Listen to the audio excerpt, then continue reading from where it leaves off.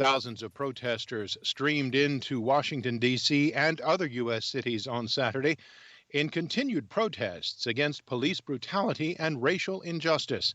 We get more from AP's Ben Thomas. Neither the steamy summer heat nor coronavirus fears could keep thousands of protesters from gathering across the D.C. metro area, intent on marching toward the White House. Military vehicles and officers in fatigues had closed off much of downtown Washington to traffic ahead of the planned march. Mayor Muriel Bowser was cheered as she walked through the portion of 16th Street near the White House that she's renamed Black Lives Matter Plaza.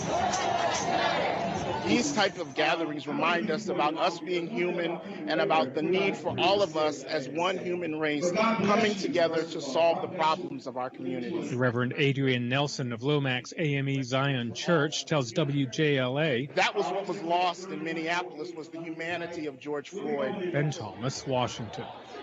Thousands gathered in London on Saturday to hold an anti-racist demonstration in solidarity with protests taking place in the U.S. We get more from Reuters' Edward Barron. Thousands of people rallied in the heart of London on Saturday to support U.S. protests against police brutality. They waved placards and chanted, "No justice, no peace, no racist police." The rolling global protests reflect rising anger over police treatment of ethnic minorities. The British government had warned people to stay away because of the threat of the coronavirus. Huge crowds gathered at Parliament Square, making social distancing impossible.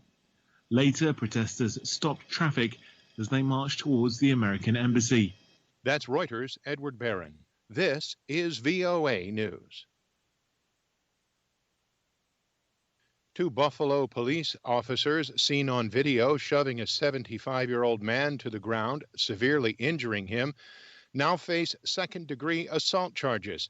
We get more from AP's Julie Walker. Officers Robert McCabe and Aaron Torgalski turned themselves in Saturday, pleaded not guilty, and were released without bail. They were already suspended after the video went viral Thursday, showing Martin Gugino knocked to the ground. Blood coming from his head, one officer stopping to check, another pushing him along. When you cross the line, all right, that's when it comes out of the training aspect. Erie County DA John Flynn. And knock him down and crack his head on the skull, crack his skull on the concrete.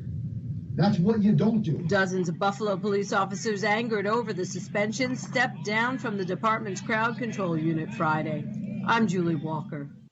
Libyan strongman Khalifa Haftar has backed a ceasefire in Libya starting Monday. We get more from Edward Uranian in Cairo. Egyptian President Abdel Fattah al-Sisi met with General Haftar and the head of the Libyan House of Representatives, Akila Saleh, and called for a ceasefire beginning Monday, June 8.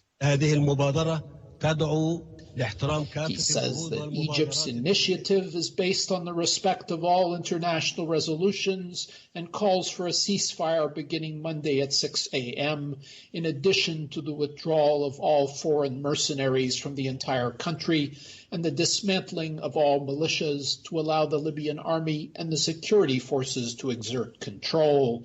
Responding to the ceasefire call, Khalid al-Meshri, head of the Tripoli government's presidential council, told Al Jazeera TV that Libya doesn't need another peace initiative, and he claimed that Haftar's forces now have suffered defeat and should not be trying to dictate the terms of an agreement. Edward Uranian for VOA News, Cairo. La Patrouille de France performed a flypast over the Normandy beaches Saturday to mark the 76th anniversary of D-Day. Compared to last year, when many tens of thousands came to the northern French beaches of Normandy to cheer the dwindling numbers of veterans and to celebrate 3/4 of a century of liberation from Nazi oppression, the coronavirus lockdown turned this year's remembrance into a solemn and eerie one. Normally, veterans would meet other survivors of the 1944 battle and celebrate with locals and dignitaries alike. This year, U.S. veterans could not fly in because of the coronavirus pandemic. Reporting by remote, I'm David Byrne.